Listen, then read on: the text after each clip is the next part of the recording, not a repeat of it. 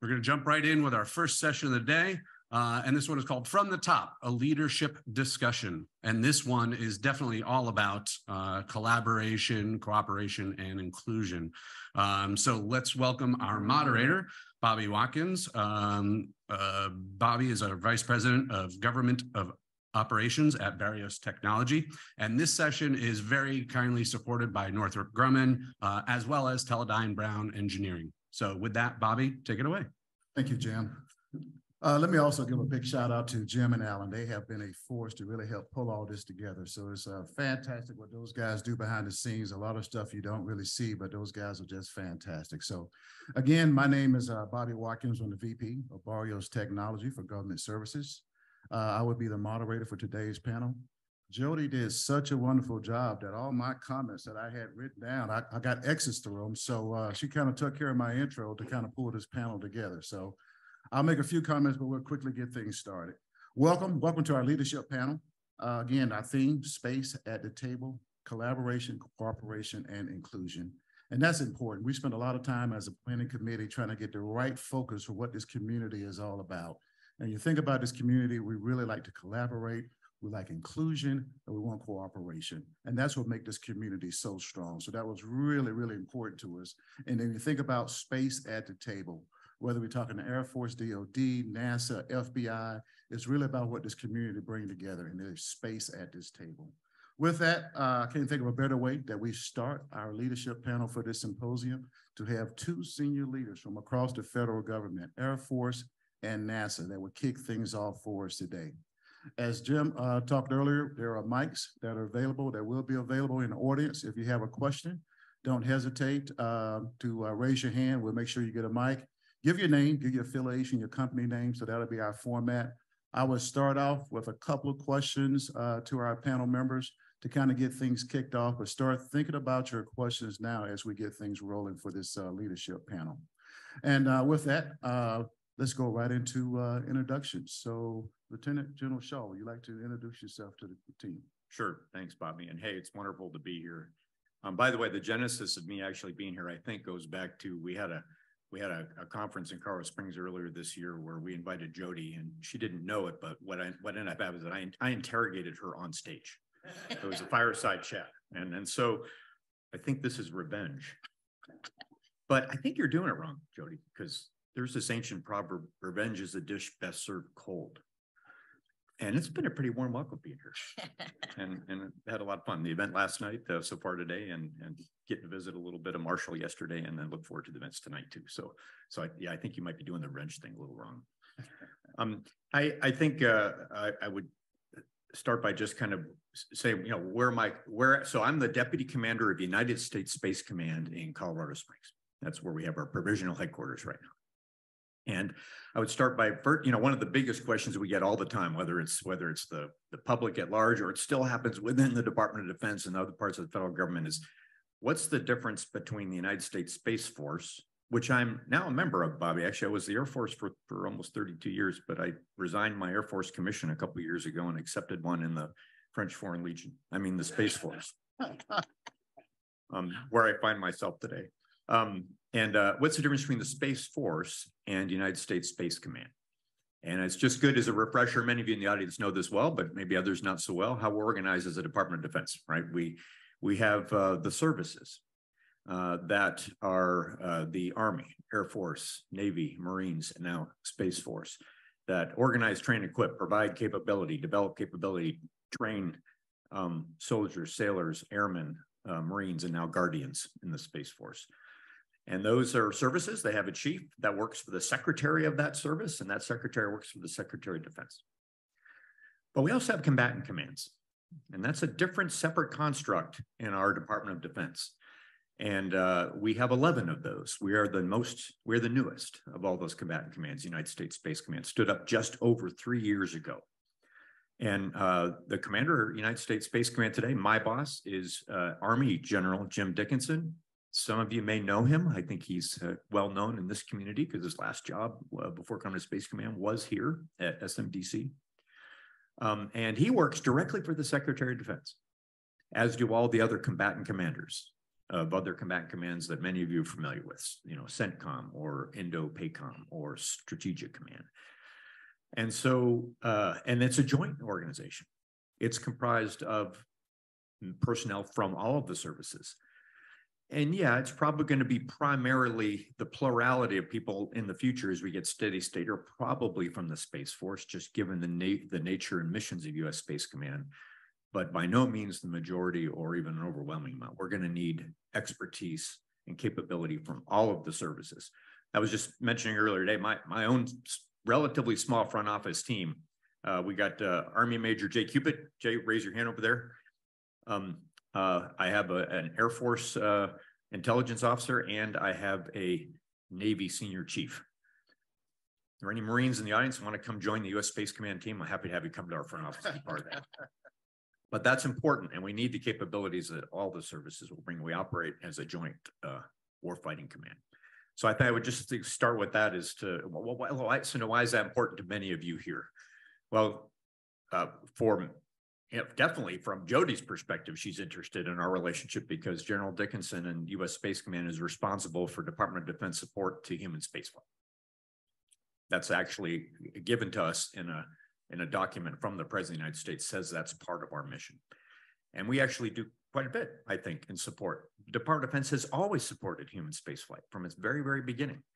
And we're starting to really pick up the tempo now, by the way. I mean, so whether it's to do non-routine recovery for commercial crew, right? The SpaceX and Boeing are not on contract to recover the crews if it's a non-nominal launch or a non-nominal re-entry. The Department of Defense can assist with that. If it's making sure that the International Space Station stays away from debris, and recently actually did conduct a maneuver in the last couple of days to avoid a piece of debris that the Department of Defense kind of gave a caution about. We'll continue to do that. And we'll continue to support Artemis as it heads back to the moon in every way that we possibly can to ensure success and safety for the astronauts that are doing that. So anyway, I'm really happy to be here, and I look forward to your questions and the rest of the panel. Thank you, Lieutenant General Shaw. Jody? Well, I think I've used a lot of time up front doing the welcome, but Jody Singer, Center Director at Marshall Space Flight Center, the 14th Center Director, and I've been in the job for about 4 years. Marshall Space Flight Center, for those that don't know, has approximately about 7,000 employees, and that's civil servant and support contractor. We're about 40% civil service and 60% support contractor. I'm responsible for all the operations at Marshall Space Flight Center, which includes the Huntsville campus and the Michoud Assembly campus in New Orleans. The Michoud Assembly campus has the core stage production. And also, for those that don't know that, also we do the Orion, the command, the shell. So there's a lot of things that we do jointly at both campuses. As far as Marshall, you know, we're known, as I mentioned earlier, for transportation systems, and that includes your ascent, your descent, and in space. So whether you're launching, landing, or going in space, we have expertise to support that. But as I mentioned earlier, we do more than just that. We do a lot of things with our payload operations, which is 24/7, 365 science exploration activities on the International Space Station. And we see that future being what we'll be doing in the future as we go to the moon and Mars and beyond. There's also science activities that we're doing with large telescopes and things like that, that we're going forward. And also the technology development, a lot of the activity, if you think about the gaps and what we need to be able to execute the Artemis mission. I talked about the complexity. There are many things right now of being able to live and work in space that aren't to the level we have to be able to go past 250 miles out. If you want to go further and you want to be able to get there, there's propulsion technology, there's how you live and breathe and work in space. There's things that once we get there, if you think about you're going farther, you can't turn around and stop out at Home Depot or anything like that and pick up supplies. There's depots, there's things, there's cryofluid management. There's a lot of things that are things that we have that enable us to execute our mission and to do it seamlessly, to be agile, and to be able to make sure that we go forward. And again, we're also looking at affordability and sustainability, and that's a lot of things that we're looking forward. So I think I won't talk about a whole lot more just because I think there's some things that we're going to be talking about as far as leading change and the vision of Marshall. So I'll turn that back to you, Bobby. Thank you. Thank you. As you can see, we got a very impressive leadership team today. So again, before I get into the actual formal questions that I have, again, start thinking about your questions. But as I was going through the breakfast this morning and talking to different folks in the community, and also at the chamber event last night, and Lieutenant General Shaw, I want to really address this to you before we get into the formal questions. This is what I would call the big elephant in the room. When are you and your command coming to Huntsville?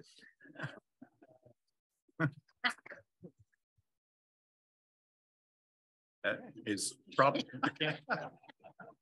can't deny that's a large mammal. Hey, the frank answer to that is we are waiting for the Secretary of the Air Force to make a final decision on that. I think this is I have no direct insight. My personal expectations, I think it'll happen before the end of the year. I think there'll be an announcement.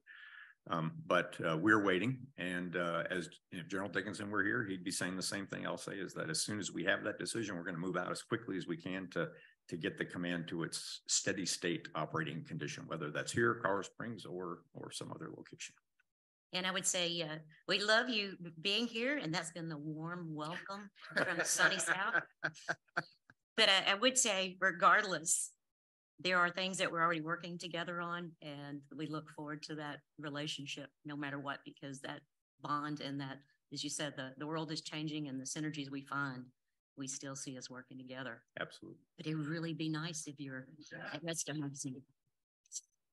So I think I heard the answer was tomorrow. Okay. All right. Very good. Very good. All right. Hey, let's go ahead and get started with some of the more serious questions. And Jody talked about this a little bit. The first question, General Shaw, just to be fair, we'll start out with you on this one. So we'll talk a little bit about change. And of course, with these large organizations, there's a lot of change drive that's out there. So within your organization, what are some of the major changes that you guys are dealing with now? And then what are some of the changes you see on the horizon? Yeah. Hey, thanks, Bobby. I think to start with that, it might be good to kind of take a big picture approach. And for those of you that were in Las Vegas earlier this week and heard me talk, you'll hear me say this again. So I'd suggest to all of you that we're at the beginning of the third space age. And, you know, history doesn't always have bright lines, but we can definitely look for patterns and context to help us understand where we are and how we've got to where we were. And I won't take too much time, but I would just say, if I were to lay that out, the first space age was probably from the very beginnings right up until the end of the Cold War. And it was really defined by the Apollo program, but also a lot of things the Department of Defense to leverage space for reconnaissance, and also the Strategic Defense Initiative, which played a role in the ultimate end of the Cold War. But then after the Cold War ended, we kind of transitioned to a second age. And by the way, we were facing threats in space during the Cold War. They were kind of nascent, but the Soviet Union was going to threaten our space capabilities at a strategic level if we were to end up in a hot confrontation with them. The second space age, I think, started in the Cold War and ended probably just a few years ago, roughly. And I would say it was kind of characterized by a lot of just kind of sort of linear evolution, but to a different tempo in all of the space sectors. So from a Department of Defense perspective, we now had a benign domain. We were not under threat, and we really focused, and most of my career was focused on getting space capabilities to warfighters around the world as best as we possibly could. GPS, missile warning, SATCOM, and such. From a civil perspective, I think we focused mostly on low Earth orbit and building the International Space Station, building building international cooperation. Commercial, kind of linear evolution. You know, we saw some early SATCOM during the Cold War, and a couple other capabilities kind of started to develop a little bit more. Still, SATCOM was geosynchronous. Probably maybe the biggest kind of societal commercial development was using GPS from a commercial perspective, and how much that's in our society today.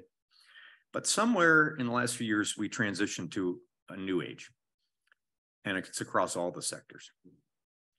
From a civil perspective, we are going back to the moon. That is a discontinuous shift from low Earth orbit to go back to the moon, and in a bigger way, I think, than we did in Apollo. Commercial, we've seen some discontinuous nonlinear changes here with regard to reusable launch, proliferated low Earth orbit constellations that are kind of changing the way that we look at that. I would say the massive acceleration on commercial imagery that's played a role, I think, even in the Ukraine war that we've seen earlier this year. And I could probably go on and on how I think commercial has just reached an exponential shift. And then from a national security perspective, we are under threat in space, mostly because we're using it so much within our society for our terrestrial joint warfighting. It's now under threat, and we have to look at that from a national security perspective, and that is why you have today the United States Space Force and the United States Space Command. So if you buy my thesis that we're in this third space age, I would also characterize it, I would call it the conjunction of space sectors. I use the word conjunction deliberately. A lot of you should love that word. It has astronomical origins. It's grammar, okay, for you Schoolhouse Rock fans out there, but it's also got astronomical origins, right? When two heavenly bodies would come close in space, a conjunction between Jupiter and Saturn. I'm thinking we have greater conjunction between the space sectors today than we've ever seen. In fact, it's the theme of why we're here.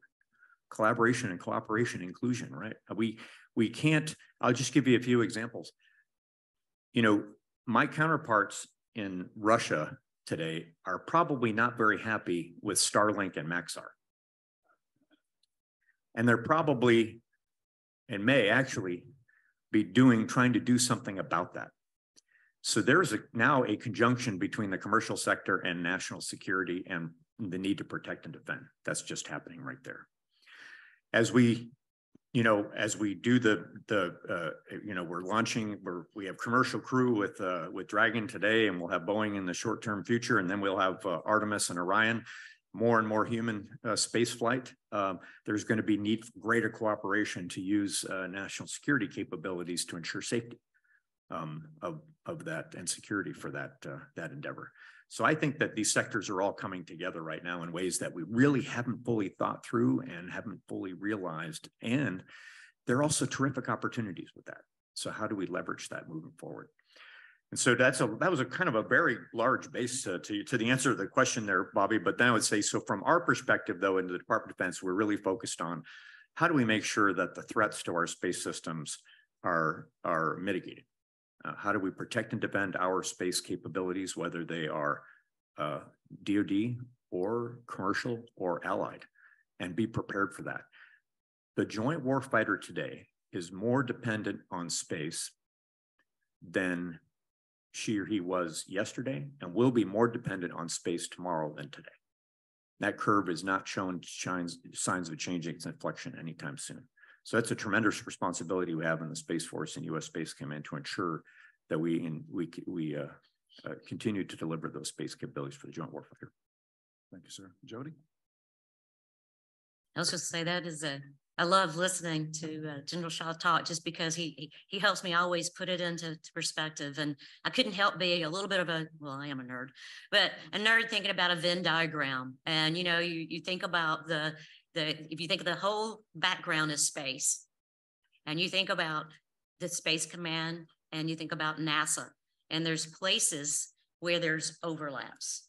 And yes, there's definite things that are separate, but there are things that we're looking together. And as you said, a lot of what's changed in the big picture is the emphasis on space, operating safely in space, being able to do our mission in space, and being able to find the ways to collaborate and execute as we bring more commercial folks into place, academia, international partners, finding that, as I call it, the sweet spot of global cooperation, but then also finding the areas where we benefit each other. So I think that's, like you said, a perspective and the emphasis that has changed, that's putting us all here to say, okay, how can we collaborate and get there?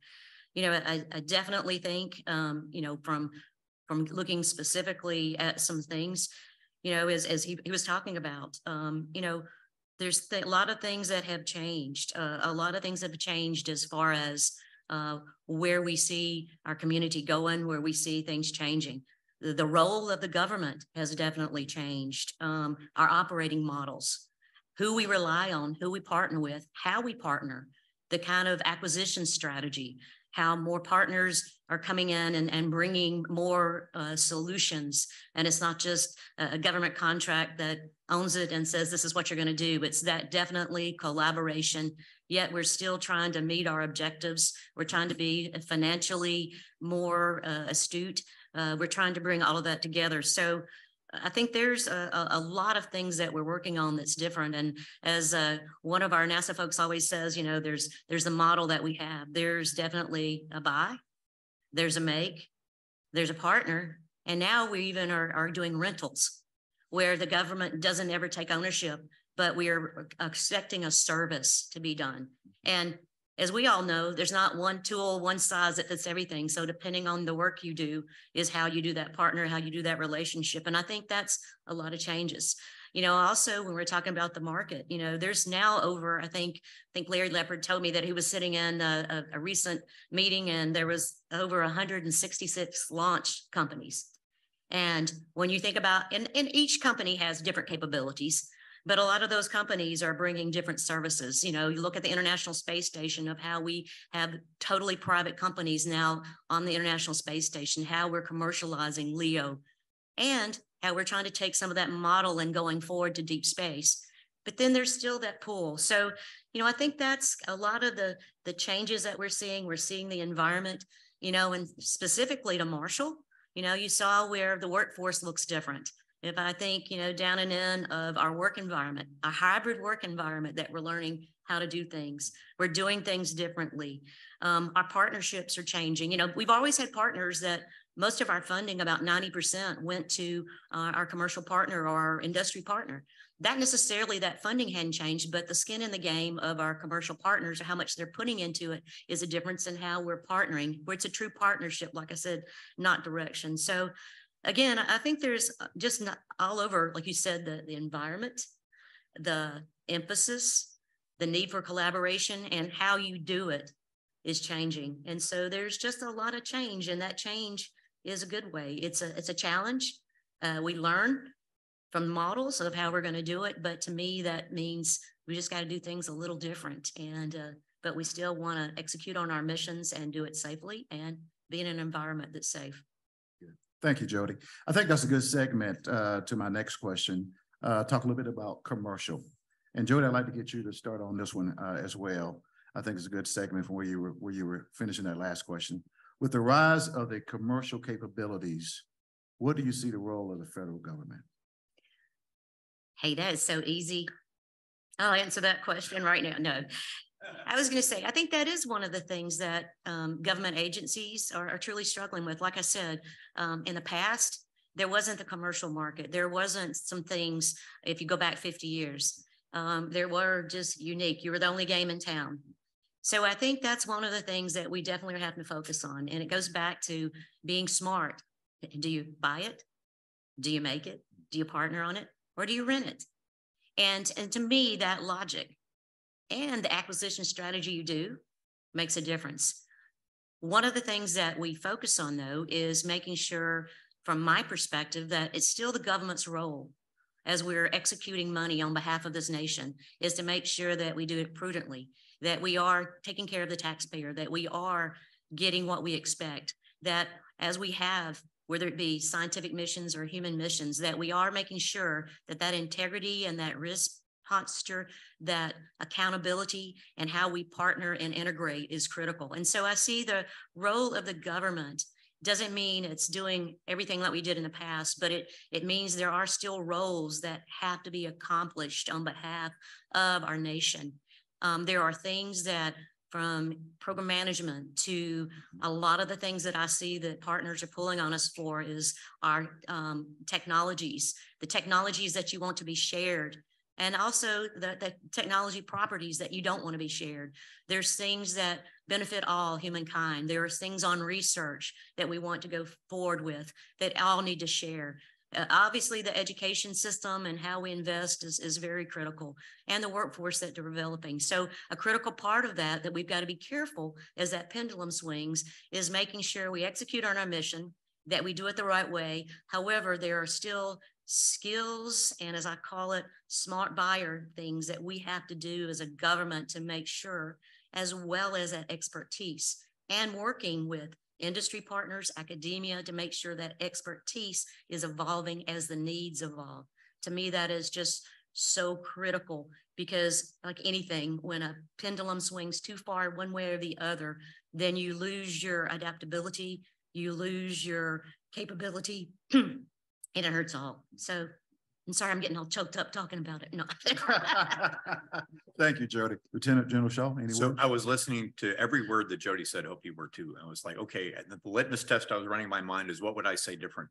I could say exactly the same words that Jody said. So look at the transcript and just put in Department of Defense for NASA or whatever. And it's exactly the same. Everything that she said. One piece I'll add that I do like to talk about. So it's about how do we continue to leverage partnerships in ways we haven't thought of before, right? When we think about commercial, we all think immediately about contracts, right?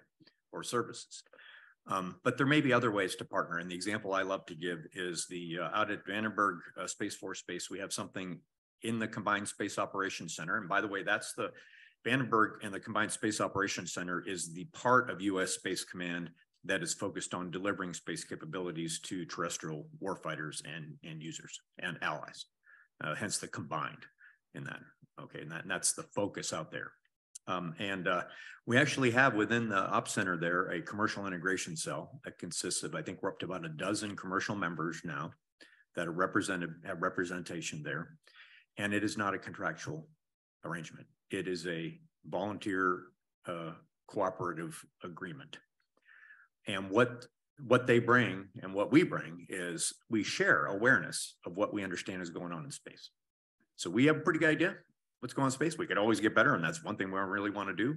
And we share it with those commercial partners. If there's electromagnetic interference that we're aware of, we'll let them know. If there's a potential conjunction, they're there to see. Now with debris, they're there, and we can talk to them immediately and let them know, especially if it affects one of their platforms in space. But they can do the same thing back. Some of the SATCOM companies that we have there at Vandenberg have terrific awareness of the electromagnetic environment around their platforms and in their services and their networks that they're operating. And we can benefit from that as well. And a hypothetical example would be for a commercial company that's doing imaging, Earth imaging. If they detect some sort of directed energy event, they can let us know. And then we know that there's a potential either unintentional or intentional threat out there. That's a partnership and a thing that kind of evolved. And it's another way that we can work with commercial in ways that we didn't really ever do before until we started that. So now it drives the question, what else?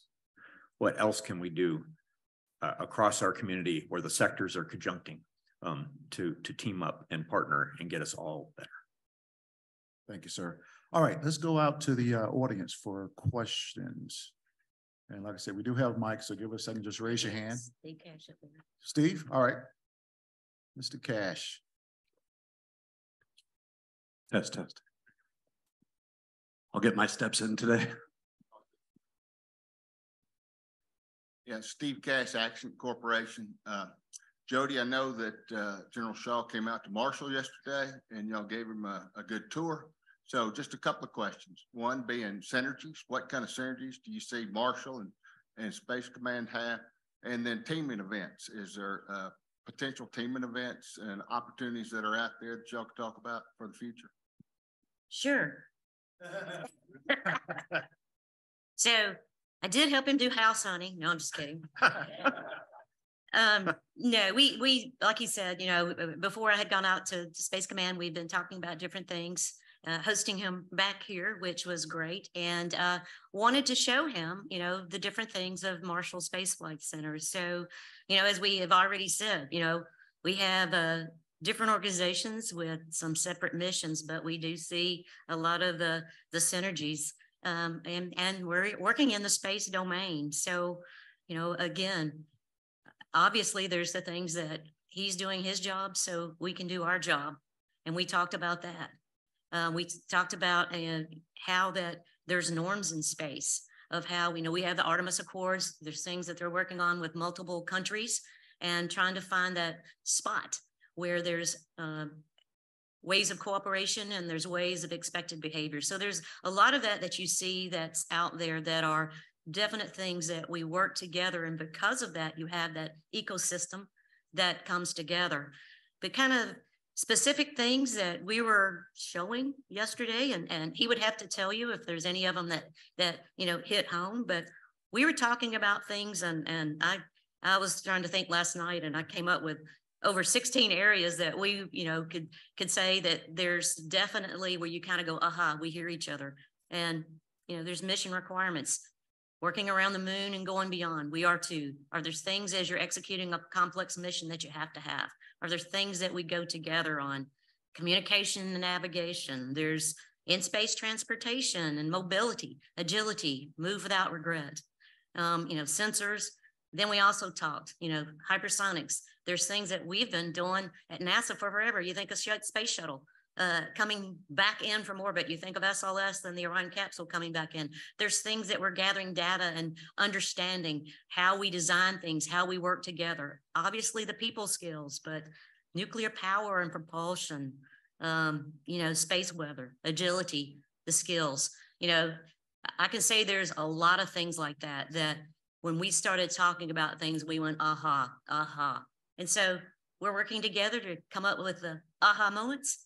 And I think that's critical, because we both definitely need each other, and we definitely need the skills, technology, and what we see together. So I'll let you talk. I think it would be a real stretch to try to find something going on at Marshall that we wouldn't have maybe some utility for from a national security perspective. And so you mentioned a couple of them, nuclear thermal propulsion. We're always interested in different ways that we can get more agility within the Earth Moon gravity well and beyond for national security purposes. The solar cruiser, what an interesting. We got to go see just one quarter of that takes up the entire floor of the building that you're going to have your holiday party in eventually, I guess. But that offers opportunities for long dwell kinds of missions for the Department of Defense, maybe as that technology evolves. So I could probably go on and on. I think there's probably utility in all those. Absolutely. Okay. I thought I saw another hand up. Go ahead. Yeah, Frank Slazer with Deep Space Exploration. General Shaw, I guess maybe following up a little bit on your remarks just now, but we're about to hopefully by the end of next month have the first launch of the SLS and have an operational capability within a few years for the nation, an operational capability for the country. Are there people starting to look at using SLS for potential cislunar or large LEO deployment applications? Yes. No, actually, General, it was, I guess it was earlier this year. Administrator Nelson came on out to Colorado Springs, and I was right there, and he's talking to General Dickens, and you were right there, and he's like, Administrator Nelson is telling General Dickens, hey, how can we team together on Artemis and Orion going to cislunar, and so we're looking at what are those opportunities. So space domain awareness, right? I have to kind of talk about that. Turns out space is pretty big, even in the Earth Moon system. And my counterparts in Indo-Pacific Command talk about a tyranny of distance in the Pacific and Indian Ocean areas of responsibility. So I usually counter and say, well, we have a tyranny of volume. It's pretty big, and there's a lot of things that are happening in the space environment we'd like to understand better, and from a national security perspective. And when I say national security perspective, it's not necessarily just hostile threats, but we're interested in that. But it's just understanding hazards and how do we make that safer and more secure for any operator that's going to be there, especially for human spaceflight. And so if there are opportunities for us to leverage the architecture, I guess they call it the cislunar architecture that NASA's bringing to the table, we're absolutely interested in. Okay. Hello, Samantha Rollins, a PhD student here at UAH. My question is two parts. The first is, how do you see the nature of leadership changing these years? And to that extent, what qualities will be most important in the next generation of space leaders? Ooh. I can't wait to hear what Jody said. Me either. Yeah. I think a lot of as I call it, the basic tenets of leadership have always been there. And it really is, not to keep going back to the theme of this symposium, but collaboration, inclusion, and cooperation. You know, building trust is always the key tenet of a leader. You know, you've got to set the vision. You've got to enable your team to get the job done, whether it be tools, the skills, etc. But also, as we are having more diverse teams that are hybrid in many different places, the ability to integrate, communicate, and bring those soft skills so that you have multiple partners, but you're integrated to focus on the mission and where you're going and bring out the best in people, to me is a critical skill that is just, as we've gone through COVID, as we're going through a hybrid environment, as we have more multiple partners, that ability to have those soft skills and to bring that forward and to bring that to make sure you can execute your mission and make the workforce feel valued, empowered, and being able to do their job, to me is a trait that never goes away. Yeah. So absolutely on kind of what I went back to, what I said at the beginning, we have to collaborate in ways we've never had to before. And that has to be a core competence of any leader, is the ability to reach out and say, hey, well, how can we work together? We might have been able to get away with some of that in the first or even second space age of compartmenting between the departments within the government, or even between government and commercial. And we might have been able to, we just cannot anymore. So how do we think big? How do we find where we have things in common? So me, I actually challenge myself very often when I'm meeting with a commercial partner, is I say, okay, let me put myself in their shoes. They're trying to close a business case here. They're trying to make a business. We don't tend to think that way in the government as much, right? But how do we kind of come to a mutually incentivizing relationship that works? And it may be contractual as normally are, or it might be just a partnership, like I mentioned about the commercial integration side. The other piece is, and we actually have a built-in edge in the space sector at large, where no matter what subsector of the space you're in, commercial, civil, scientific, or national security, we have a built-in edge. But that's to keep inspiring the next generation, because we're going to need them, right? And we're going to need them more probably than we need our generation in order to be able to do this right. The kind of the story I like to tell about this, to kind of see what are we actually tapping into and how do we do it, is even before our Space Force stood up. I've got a son who's a student at the University of Colorado Boulder in aerospace engineering, taken after his old man. We were at dinner. This is before Space Force was starting to become a thing, but hadn't stood up yet. We're at dinner with him and his two roommates, also aerospace engineering students, and they're talking about Space Force, right? And of course, they're sitting, you know, with a at the time a two-star general in the Air Force, right? And each one of them said the same thing. They said, hey, we don't want to, including my son, we don't want to be in the military, but we might join Space Force.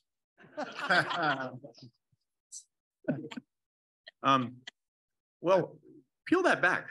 There's some sort of excitement there, right? That says there's something new, even if it's associated. I didn't have the heart to tell them, you know, you realize if you come to Space Force, you're wearing a uniform, it's probably the military.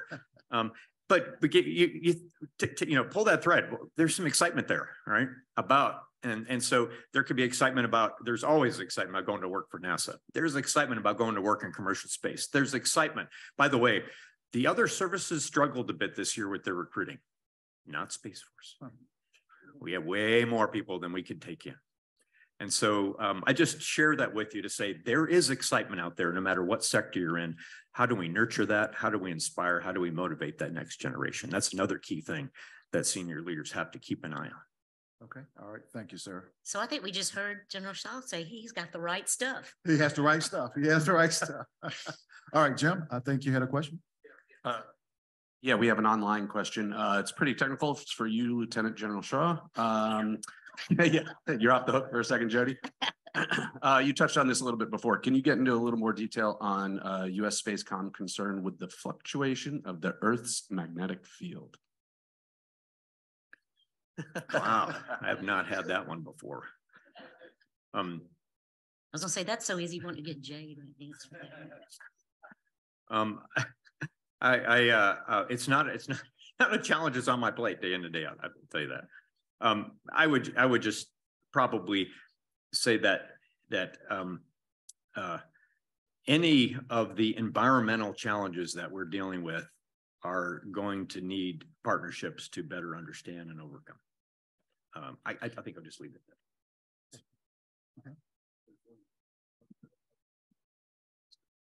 Chris Crumley with Victory Solutions. General Shaw, I just have a question about how the new space policy directive and how space traffic management is going to be operated with the Department of Commerce and your organization, and how will it affect space traffic management in the ranges and also in orbit? Sure. Hey, so that, I mean, this is one we get a lot, right? It's probably worth just a tiny bit of background, so please indulge me. So how did we, by the way, so I mentioned earlier that, you know, the Department of Defense does the conjunction analysis for potential collisions for the nation, and kind of the gold standard for the world, by the way. Some of you probably have accounts with spacetrack.org, which is where we publish for the entire world. You can get a free membership, by the way, if you go there, and on objects that we are tracking in space. And now that number is north of 47,000 objects that we're tracking, and continues to rise. That's for a couple of reasons, because there's more stuff up there. And part of it, you know, frankly, was Russia's ASAT test last November didn't help. And the fact that we're kind of getting better all the time at integrating sensors and just in our ability to continuously track objects. So it's those two primary dynamics. But how do we get there? Why is the Department of Defense doing this? Well, it's how it started. And I go back to that first space age. You know, it was, you know, the things that were happening in space were analogous to what we might see in the Arctic Ocean, right? It was mostly exploration with Apollo and our early programs, and national security to some extent in a strategic sense, right? We don't have the Arctic Ocean anymore, folks. We got the Mediterranean.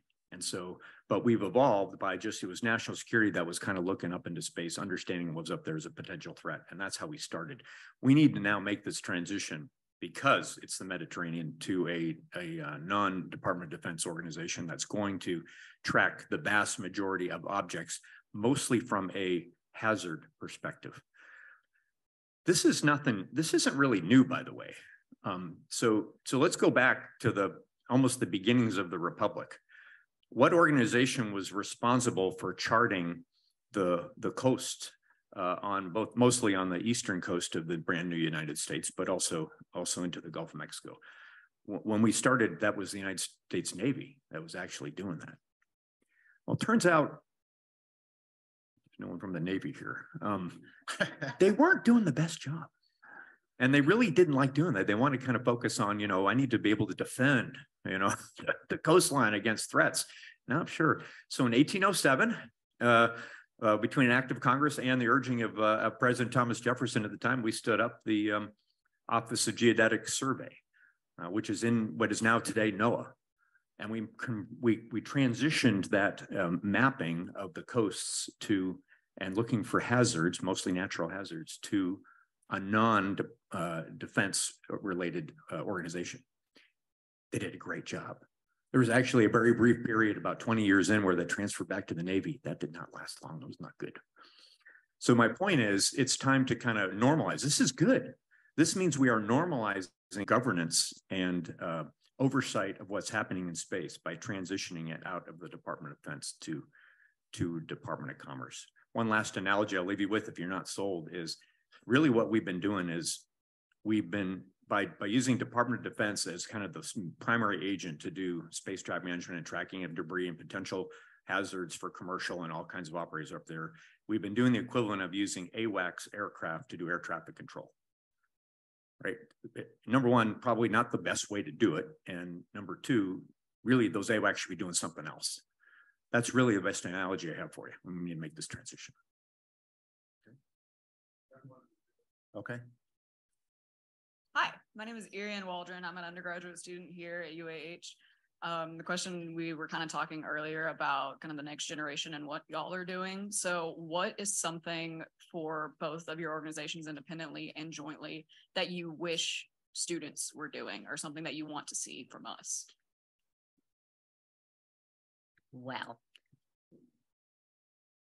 I would say one of the things that from a student's perspective is I see, and I'm just talking specifically what I see at Marshall Space Flight Center, is I would like to see more students involved with a lot more of the internship programs, the things that are co-op programs. There are things that are design programs. It's like, doesn't have to be senior leadership programs. And when I'm bringing that up is because what you get out of that, and it kind of goes back to a little bit of the leadership skills. There are things that you learn from the textbook that you need to know that are basic skills, but the ability to adapt what you're learning in school and being able to apply it to the workforce and see how those skills are applicable, or how, just quite frankly, you know, when I was in school way back, way back, there were things that I learned in school that sometimes I felt like I memorized. And if I had once I was out in the workforce and I learned, oh, that's why I need to know that, how that's applicable, it made a whole lot more sense, and the applicability of that. And it also gives you an opportunity, because I would say when you get that diverse experience working with different companies and seeing different things, that also helps you see the applicability of that across multiple things. You'll find some commonalities, but you'll see different perspectives. And what that does is that just opens up a wide range of you and what you have learned. It also gives you an opportunity not only to test drive an organization to see if you like the culture, but it also gives that organization an opportunity to test drive you a little bit and kind of see, because a lot of times if someone says it's not who you know, and it's not necessarily who knows you, but who knows what you can do. And when you have that broad or experience and you've had that a little bit of hands-on work, and it can be different things. It could be voluntary. It could be, you know, there's paid pathways. There's some things that aren't. But when I see a person that has gone through that exposure, it gives you the edge of not only have you been great in school, but you have developed skills, and you develop those interpersonal skills. Also, think about the big picture. A lot of those, I call it the systems engineering think. The systems engineering think of how not only does this one thing affect something, but how does it affect the big picture so I can make and help inform the best decisions. Plus, don't be afraid to take a chance. And also, don't be afraid. You have skills that you're learning that you learned since probably you were 2 years old, that many of us are still going, how do I do this? And it's just a natural thing. And you can use that to go forward and help you be more tech savvy and integrate and do things that just opens up a new world. So to me, that is one of the strengths that I see from different folks. And the other thing, particularly as women, I sometimes see women shut some doors on themselves. And you think you've got to be an expert here, and I've got to be an expert there. I've got to be expert here. Maybe then I can put my name in the hat to apply on something. Don't do that. Develop the skills, take those chances and go for it, because you don't have to be the expert in every area. If you bring the right attitude, if the company is worth working for, they will help train you. They will help mentor you. They will help you and won't let you be off on an island to yourself to swim. So you don't have to be super knowing of everything, but don't be afraid to ask the questions either, because that's also how you learn. And it's how a lot of us learn how to talk to you and teach you in a different way of how we've learned the different experiences. So I kind of gave you a whole plethora of things, but I just would say, to me, that is what it is. Just go forward and don't be afraid to ask, and definitely don't be afraid to take the chances. So, you know, when I talk to, young officers just coming into the service, or even young enlisted members, when they ask me, what does it take to be successful in whatever I'm going to do in the military, the one thing I mentioned that I drive at, that a lot of people, they don't get the same answer from a lot of other people, is, yeah, you have to be able to be collaborative. You have to be competent. You have to have good character, but I'll say curiosity is going to get you further than maybe any of those other things, because it'll continue to drive you. And I think that's what you were talking about, Jody. Absolutely. A little bit more of a sort of a programmatic answer to the question you know, Space Force and Space Command, we're still pretty young, right? 3 years old. So we're toddlers. We're figuring out how to walk. But we do have, both organizations have embryonic university partnership programs that we're working on to try to leverage to tap into academia. And that means tapping not only the faculty there, but also the student expertise. And then, by the way, automatically by just becoming, remember, the U.S. Space Force is part of the Department of the Air Force.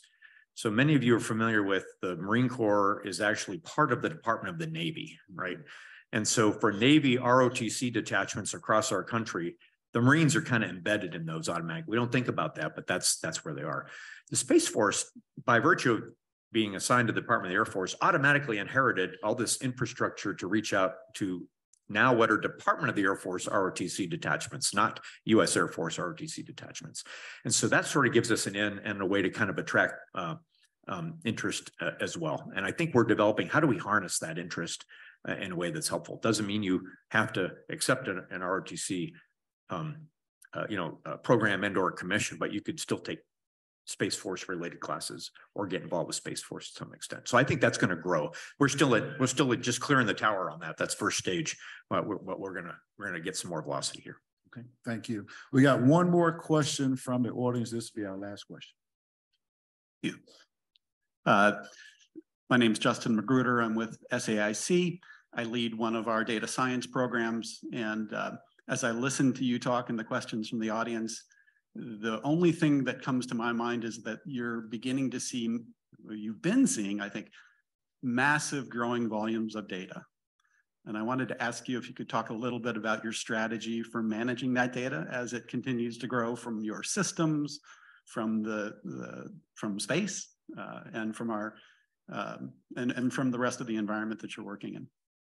Thank you. Do you want to go first? Okay, I'll go first. I think it's you know, I'm surprised I actually didn't come up. So thanks for asking that about, you know, space domain awareness is a big data problem. It really is. We will have more data than we probably, well, I wouldn't say more than we need. I guess I would say we aren't fully understanding all of the data that we're capable of collecting today, let alone what we might be capable of collecting in the future. So anything that has to do with predictive analytics, the management of data in real time to understand what's going on. And I was about to say what's going on in the space domain, but it's not just that. What's happening in the terrestrial spheres that might have relevance to activities in the space domain, right?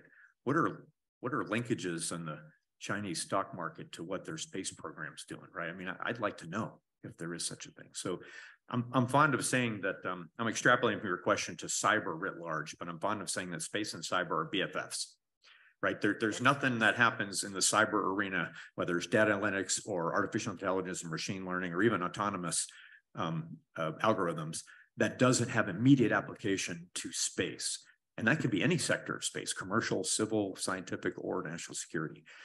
So I feel like, a more specific answer. What are we doing? We're embracing it. We know that that's the future. We need to get after that. We actually have a number of initiatives with regard to managing data, understanding it in real time, and having it perhaps inform decisions at the speed of war. And I'd like to just kind of say, me too. I think there are things that particularly that we're learning in the science world. We already, I'm talking particularly to Marshall Space Flight Center, but there are a lot of information that we're gathering from the science, that based on that data application and that ability to take that information and to sort it and to be able then to take what we've learned and how we've done that and being able to get it out to the different researchers and inform the research that they want is one of the key things that I think we can build off of. When I go forward and I think of working in space, landing on the moon, landing and going farther, there are things that we're going to be gathering and using to gather information. That information we've got to be able to be agile and make decisions on. So having that data gathering, but the artificial intelligence and they'll be able to do the analytics to say, yes, this is important, this is not, this is what's going to guide us, is something that we don't have that quite niche yet. I mean, we're building on it, but it's to me, that is an untapped area. And then, as you know, he was talking about, when you get information about space debris or avoidance or maneuvering or doing different things, or what do I do with what I've gotten? Don't even know what we need to do with it, but being able, you don't want to throw it away, but you want to gather it, but then how to be able to sort through it. So again, I think that is one of the areas that is just something we've got to keep working on, because being able to make decisions, and many times real time, or when you have a delay in the information you have, and maybe it's 30 minutes before you can make another decision, having that ability to see what you've seen, be able to take it and then apply and make the best judgment possible is going to be critical. Not only for safety, but for awareness, for security, everything else is critical. So again, I looked at my list and went, yeah, that's one of the areas that we see is just very wide open. All right. Thank you. Any final remarks from Lieutenant Shaw and then Jody? Well, hey, wonderful to be here. I think again, I think my overarching message to you is, as you think about cooperating and collaborating and inclusion, think across everything we're doing as a nation and as nations with regard to space, and how can we better team together to ensure, you know, continued peace in our domain. That's the purpose. That's why we exist, by the way. Space Command, Space Force. We want to deter any kind of bad things from happening in space in the very first place. And that's what we're focused on. It occurs to me that, you know, I talked about this conjunction of space sectors, that Huntsville is kind of a microcosm. That microcosm is a wonderful space word, by the way, right? Tiny universe, literally what it means. Huntsville's kind of a microcosm of that. You got lots of commercial here. You clearly have a huge leader in the civil space sector here. And you also have national security with the Missile Defense Agency and SMDC and such. So be proud of that as a community here, that you're actually at a nexus of the third space age that's happened right here in Huntsville. And it's been great to spend some time with you this morning. Thank you. Yeah. And what he said, I think there's definitely from a Huntsville standpoint in this community, when you lay the different enterprises, the different domains that we have, we are definitely at a sweet spot to be able to take advantage and lead and go forward, not only with industry partners, but with our academic partners. I think we're at such a sweet spot to be able to look at the niche and the needs and invest in our workforce and the seed corn and make it stronger, so that as we're looking for different skills, as we're looking for the type of courses, as we're looking for the workforce we need, we as a community are already experiencing a lot of it. So it's ready to find out, what do we need to survive as a community and go forward. So I think the future's bright. Let's just do it. So we look forward to continuing to work in this community and bring on new partners. Excellent discussion. Let's give these folks a round of applause.